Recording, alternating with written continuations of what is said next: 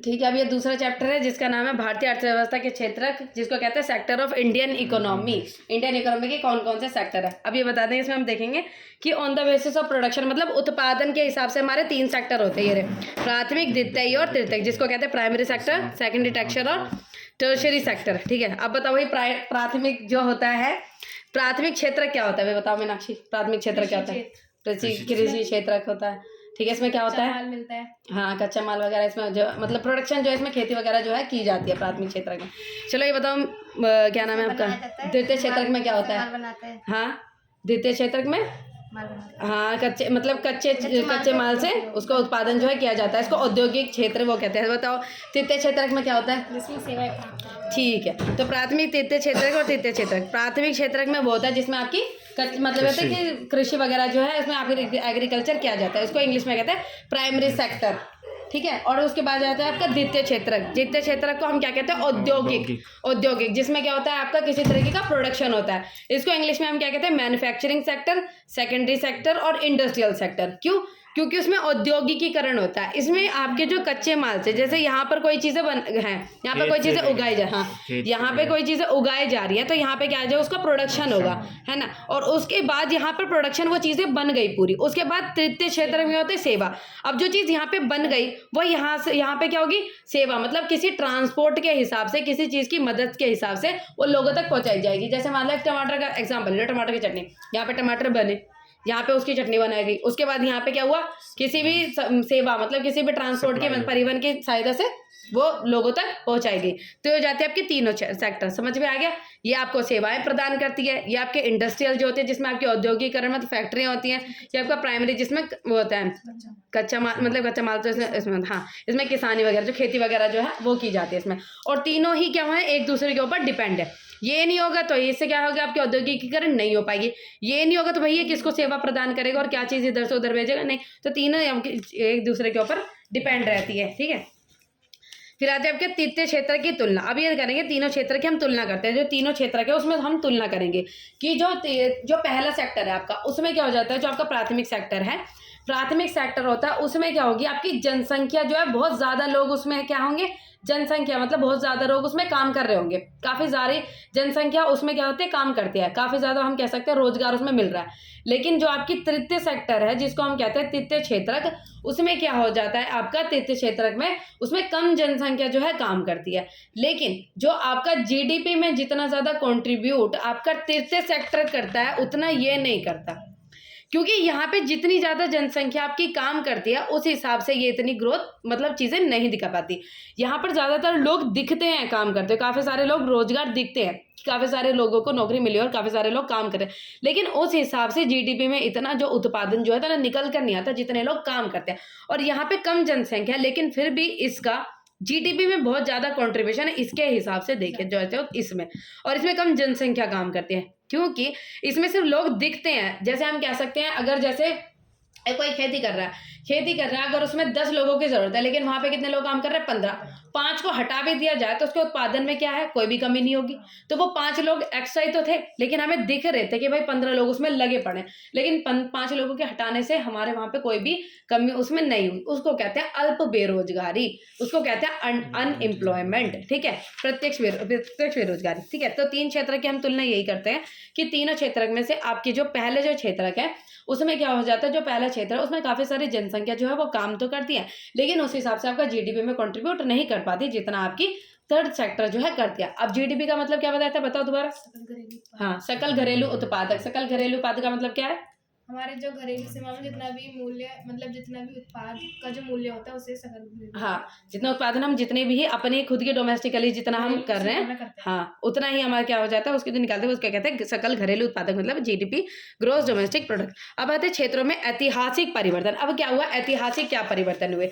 अब इसमें देखो कि इसमें एक वजह से तृतीय क्षेत्र का आपका क्या दिखा हुआ है? आपका ये पिंक कलर से, और उसके बाद क्या है? ये येलो से, और ये ग्रीन कलर से। अब इसमें देखो पहले क्या हुआ था? आपके तीनों सेक्टर ही हैं। अब इसमें देखो यहाँ पे क्या था कि प्राथमिक सेक्टर में मतलब जो है जीडीपी में बहुत कम कंट्रीब्यूट कर रहा है, और ये थोड़ा उससे ज्यादा और ये उससे ज्यादा, लेकिन जनसंख्या सबसे ज्यादा इसमें आपकी रहती है। देखो रोजगार के क्षेत्र की हिस्सेदारी, रोजगार क्या है? जो आपका प्राइमरी सेक्टर है जिसको प्राथमिक क्षेत्र कहते हैं, काफी ज्यादा ये रोजगार दे रहा है। ये कम दे रहा है, लेकिन ये इससे थोड़ा ज़्यादा दे रहा है, ठीक है।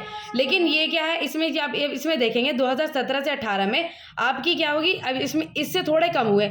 अब यहाँ के जब लोग जो अब जैसे जैसे आपकी टेक्नोलॉजी बढ़ती जा रही है, उसी हिसाब से लोगों की डिमांड सेवाओं की बढ़ती जा रही है, ठीक है। तो यहाँ की जो जनसंख्या वो कहाँ जाती जा रही है, सेवाओं में जाती जा रही है ना। तो इस हिसाब से यहाँ पे आपकी जनसंख्या यहाँ पे जाती जाए, इस हिसाब से यहाँ से थोड़ी कम होती जा रही है, यहाँ पर थोड़ी बढ़ती जा रही है। अब आपने देखा होगा पहले यहाँ पर क्या था, औद्योगिकीकरण इंडिया में इतना था नहीं, यहाँ पर चीज़ें बनती नहीं थी। Made in China, made in Japan, ये सारी चीज़ें इस्तेमाल की जाती थी।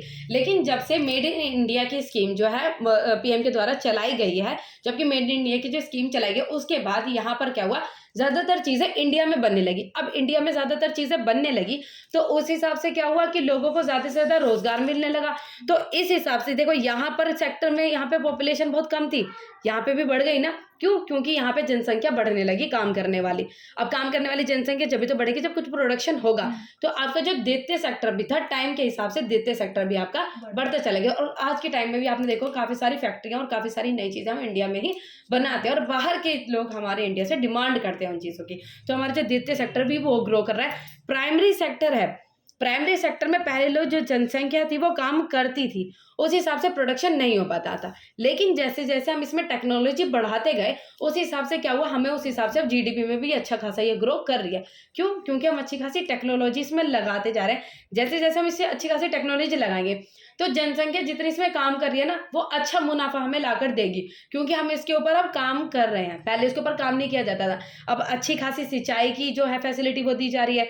अच्छी खासी आपने स्टॉक देखा होगा, जो जैसे कृषि होते हैं उनके पास ज़्यादा उत्पादन हो जाता है तो सरकारों ने बड़े बड़े स्टॉक के कमरे बनाए हुए हैं कि आपके पास जो माल बच जाए उसमें जाके रख दो। उससे क्या होगा, आपका जो माल है जो बचा हुआ है वो सही रहेगा। और अगर सरकार को ज़रूरत पड़ती है तो वो जो किसान है उनको पैसे देके उस स्टॉक को खरीद लेती है। तो क्या हुआ, ये भी आपका सेक्टर अच्छा हो गया। इसमें भी क्या हुआ, आपका काम हो रहा है। अब जो सेवाएं हैं, अब आपने देखा होगा लोगों की जैसे जैसे इनकम बढ़ गया, लोग घर बैठे ज़्यादातर सेवाएं लेते हैं। ऑनलाइन की सेवा देखो, इंटरनेट की सेवा देखो, घर पे डिलीवरी की सेवा देखो, कितनी सारी सेवाएं जो आपको घर मिलते, सेवा ही तो हो गई है ना। अब ये देखोगे क्या हुआ, आपका सेवा सेक्टर जो कि टर्शरी सेक्टर क्या हो गया, ये भी बढ़ रहा है ना। तो आपके तीनों पिछले से अगर अब कंपेयर करें तो आपके तीनों सेक्टर्स में क्या हो रहा है, परिवर्तन हो रहा है। अब यहाँ की जनसंख्या कम हो रही है लेकिन ये भी अब काफ़ी ज़्यादा अच्छा जो है काम कर रही है, क्योंकि इसमें टेक्नोलॉजी से परिवर्तन हुआ। और यहाँ पे कैसे परिवर्तन हुआ, मेड इन इंडिया की जो है काफ़ी सारी इंडस्ट्रीज बन रही है। अब सेवाएं के आप हिसाब से टेक्नोलॉजी से बता सकते हैं कि कैसे कैसे जैसे जैसे आपकी मतलब टाइम के हिसाब से टेक्नोलॉजी बढ़ रही है, लोगों की इनकम बढ़ रही है, उस हिसाब से लोगों की डिमांड जो है वो बढ़ रही है कि लोग ज़्यादातर सर्विसेज डिमांड करते हैं घर बैठकर और अच्छी खासी सर्विसेज मांगते हैं। अब आते अतिरिक्त रोजगार का सृजन कैसे हो, ज़्यादातर रोजगार का सृजन कैसे हो। इन्होंने कहा कि ज़्यादातर रोजगार जो है वो व्यक्ति को कैसे मिले। भाई क्या हो गया कि मतलब वहाँ से जो लोग थे, जो आपके बेरोजगारी में जो लोग थे, जो आपके कृषि में थे, वो बिना मतलब जो वहाँ पे बैठे हुए थे उनके मतलब हटाने से कुछ फर्क नहीं पड़ रहा था। तो उन लोगों को हटा के उनको कुछ ना कुछ काम दिया जाए, या तो उनको लोन की फैसिलिटी जो है वो दी जाए, जिससे क्या होगा वो अपना कुछ ना कुछ थोड़ा बहुत अच्छा काम कर सके और अच्छी खासी फैसिलिटी जैसे सिंचाई की फैसिलिटी अच्छी कीजिए ताकि वो उस काम को कर सके। तो काफ़ी सारे रोजगार जो है वो निकालने चाहिए उसमें ताकि लोग काम कर सके। और आपने वो देखा होगा मनरेगा, महात्मा गांधी वाली स्कीम, जो महात्मा गांधी राष्ट्रीय गारंटी अभियान। हाँ, मतलब इसमें ना गांव में हर एक व्यक्ति को 100 दिनों के लिए काम दिया जाता था। चाहे वो करे ना, उसे मतलब उसकी सैलरी मिलती ही मिलती है। हाँ, ये सरकार द्वारा चलाई हाँ, तो सरकार के द्वारा 2005 में यह चलाई गई थी, ठीक है, बेरोजगारी को देख के। तो इसमें क्या हुआ कि लोगों को कम से कम 100 दिन के लिए तो काम मिल रहा था और 15 दिन के अंदर अंदर जो सरकार है वो काम देती थी। और जिस व्यक्ति को सरकार नहीं काम दे पाती थी और जिसका लिस्ट में नाम होता था, है ना, उसके लिए कुछ डॉक्यूमेंट दिए जाते थे, जिसका लिस्ट में नाम होता था उसको काम ना मिल करने के बाद भी उसको सैलरी मिलती थी। तो ये आपकी मनरेगा जो है, ये जो आपकी इसकी फुल फॉर्म इंपॉर्टेंट है, महात्मा गांधी राष्ट्रीय गारंटी अभियान, जो कि 2005 में सरकार के द्वारा चलाया गया था। इसने काफ़ी सारे गरीब जो लोग थे जिनको काम नहीं मिल रहा था उसकी काफ़ी ज़्यादा मदद की थी। अब आ जाता है आपका संगठित और असंगठित के रूप में क्षेत्रों का विभाजन। तो कैसे, फॉर्मल और इनफॉर्मल सेक्टर, क्या कहा जाता है आपका, फॉर्मल और इनफॉर्मल सेक्टर आपके आ जाते हैं इसमें संगठित क्षेत्र का विभाजन है। इसमें कैसे, अब फॉर्मल सेक्टर क्या होता है और इनफॉर्मल सेक्टर क्या होता है। फॉर्मल सेक्टर आपका वो होता है संगठित और असंगठित। फॉर्मल सेक्टर संगठित क्षेत्र होता है जिसमें काफी अच्छे खासे रूल्स रेगुलेशन। एक दो होता है जैसे कोई व्यक्ति है, ठीक है, कोई व्यक्ति आपकी कोई कंपनी में काम कर रहा है और एक व्यक्ति जो ऐसे ही नॉर्मल लेबर का काम, देख लो, इसको असंगठित मानो और इसको संगठित मानो, ठीक है। अब ये संगठित है, अब इसको देखो ये एग्जांपल, ये जो ये वाला एग्जांपल है यहाँ पे, ये क्या हो गया, ये असंगठित का है और ये क्या है, संगठित का। अब इसकी जो नौकरी है वो परमानेंट है, इसका टाइम परमानेंट है, ये इस टाइम जाएगी इस टाइम आएगी, इसका घंटे भी परमानेंट है कि इतने टाइम तक काम करेगी, इसको पता है संडे की छुट्टी होनी है, मेरे को इस टाइम तक काम करना है, इसको पता है मुझे ऐसे ऐसे काम करना है और मुझको उसके बदले में मुझे इस टाइम पर मुझे सैलरी मिल जाएगी, और अगर मुझे कोई भी तरीके की दिक्कत होगी या चाहे फीवर हो गया कुछ में तो लीव ले लूंगी, ठीक है। लेकिन इसका क्या है, कोई परमानेंट नहीं, काम मिल गया तो कर लिया, नहीं मिला तो नहीं किया। अगर और उसको सैलरी अगर काम करने के बाद नहीं दी तो ये क्या कर लेगा, कुछ भी नहीं, है ना। फिर उसके बाद क्या हुआ, कोई घंटे नहीं है फिक्स, जरूरी नहीं 2 घंटे 3 घंटे 4 घंटे 5 घंटे काम करना पूरे दिन का, तो पूरे दिन भी करेगा, इस तरीके से काम है। कोई आराम नहीं, अगर क्या हुआ, अगर आज काम भी नहीं मिला तो घर पे ऐसे ही बैठना है, ठीक है। तो ये हो जाता है आपका संगठित, और ये क्या हो जाता है, असंगठित। तो आपके संगठित और असंगठित में मतलब फॉर्मल और इनफॉर्मल, इसको कहते हैं इनफॉर्मल, इसको कहते हैं फॉर्मल। इसमें कुछ काफी अच्छे सारे रूल्स रेगुलेशन के हिसाब से जो काम चलाया जाता है, और इसमें कोई चीज फिक्स नहीं रहती, काम मिल गया तो ठीक है और नहीं मिला तो कोई दिक्कत नहीं। तो इसमें काफी सारे लोगों को दिक्कतें हो जाती है असंगठित में, और ये क्या होता है, अच्छा खासा आपका चलता रहता है, ये हो जाता है आपका फॉर्मल। तो इसके विपरीत कमल संगठित है, इसमें जो होता है कमला का अगर कांता का देखा जाए तो इसमें क्या हो जाता है कि संगठित क्षेत्र में काम करती है, और जो कमल है वो असंगठित क्षेत्र में काम करता है, जिसको काफी सारी कठिनाइयों का सामना करना पड़ता है। और जो कमला है वो कांता है वो अच्छी खासी काम जो है करती है, वो अच्छा खासा अपने टाइम पर काम करती है, आराम से बैठकर काम करती है, बच्चों को पढ़ाती है और अच्छा खासा अपना काम चल रहा है उनका। तो इसके बाद जो असंगठित क्षेत्र छोटी छोटी और बिखरी इकाइयों जो अधिकांश सरकारी क्षेत्र से नियंत्रण से बाहर रहती है, ये क्या होती है, किसी भी नियंत्रण से बाहर रहते, सरकारी नियंत्रण से बाहर रहते, और इसको कंट्रोल जो है अच्छा खासा किया जाता है। अब आते हैं संगठित क्षेत्र के श्रमिकों को संरक्षण कैसे, जो आपके इनफॉर्मल असंगठित क्षेत्र में जो काम कर रहे थे उनको किस हिसाब से, मतलब रोजगार किस हिसाब से जो है उनको हेल्प मिले, कैसे हेल्प मिले भाई, उनको भी जो है काम अच्छे खासा जो है उनको काम जो है देने की कोशिश जो है उनको करनी चाहिए। उसके बाद उनके लिए लोन्स वगैरह दिए जाने चाहिए, अगर वो किसी तरीके का कोई काम करना चाहते हैं तो उनको काम जो है सरकार के द्वारा दिया जाना चाहिए, और ज़्यादा से ज़्यादा उनको अनुमति देनी चाहिए कि वो भी इस तरीके की जो संगठित क्षेत्र है उसमें भी जाके वो काम करे, और जो असंगठित क्षेत्र है उनको भी इस तरीके से कर जाना चाहिए, कुछ काम जो है वो फिक्स करे, ताकि जो उनके अंडर में जो काम कर रहे हैं उनको उनके हिसाब से मतलब सैलरी वगैरह टाइम पे मिले, काम उनको मतलब सही पता। फिर आ जाता है आपका स्वामित्व, आधिकारिक क्षेत्र, सार्वजनिक क्षेत्र और निजी क्षेत्र। सार्वजनिक और निजी क्षेत्र क्या हो जाते हैं, ठीक है। फिर हमें देखें स्वामित्व के हिसाब से, on the basis of working condition, इसमें देखते हैं on the basis of ownership. इसमें क्या देखेंगे, ऑनरशिप के हिसाब से आपके कितने तरीके के सेक्टर होते हैं, इसमें पब्लिक सेक्टर और प्राइवेट सेक्टर। इसमें कहते हैं स्वामित्व के हिसाब से सार्वजनिक और निजी क्षेत्र। अब आपने देखा होगा सार्वजनिक मतलब पब्लिक सेक्टर जो कि सरकार के द्वारा, और जो निजी क्षेत्र मतलब प्राइवेट। अब आपने देखा होगा कि जो आप रेल में जाते हो, जो आपकी रेल होती है वो क्या हो जाती है, सरकारी, और जो आपकी कुछ मतलब ट्रांसपोर्ट वगैरह कोई सिस्टम देख लो, कुछ होते हैं आपके जो कि आप प्राइवेट होते हैं, है ना। तो जो सरकारी जो चीज़ें होती है, सरकार क्या होती है उस हिसाब से कार्य करती है, ताकि सभी लोगों को इक्वल फैसिलिटी मिले और सबको बराबर समानता का चीज़ देखती है और लोगों के भले के लिए देखती है। लेकिन जो आपकी निजी क्षेत्र क्या है, जो आपके प्राइवेट सेक्टर है, वो ज़्यादातर काम क्या करता है, अपना फायदा बढ़ाना, मतलब प्रॉफिट मैक्सिमाइजेशन। इनका मतलब इनका काम क्या होता है, ज़्यादातर अपने प्रॉफिट को बढ़ाना। अगर जैसे सरकार जो है वो जितने भी रेल्स वगैरह ट्रांसपोर्ट है, इनकी सारी फैसिलिटीज़ को अगर वो प्राइवेट करते मतलब निजी करते, तो आप जिस हिसाब से रेल में जाते हो आपके टिकटें बहुत सस्ते में मिल जाते हैं, वो क्या हो जाएंगी, महंगी हो जाएंगी। अब आप जैसे भी सरकारी है तो कितने भी लोग कैसे करके एडजस्ट करके बैठ जाते हो, फिर उसके बाद क्या होगा, महंगी टिकटें लेकर फिर वो इस हिसाब से सारे लोगों को एलिमिनेट मतलब हटाना शुरू कर देगी, जैसे अब लोग चले जाते हैं। तो क्या होगा, काफ़ी सारी लोगों के जो चीज़ें जो अब व्यक्ति सारी चीज़ों को अफोर्ड कर सकते हैं वो नहीं खरीद पाएंगे, नहीं बैठ पाएंगे। अब आपने हॉस्पिटल देखा होगा सर, जो आपके निजी मतलब प्राइवेट हॉस्पिटल होते हैं उसमें ज़्यादातर लोग बहुत जाते हैं जो आपके हाई क्लास के लोग होते हैं, जिनके पास अच्छा खासा पैसा होता है, ठीक है।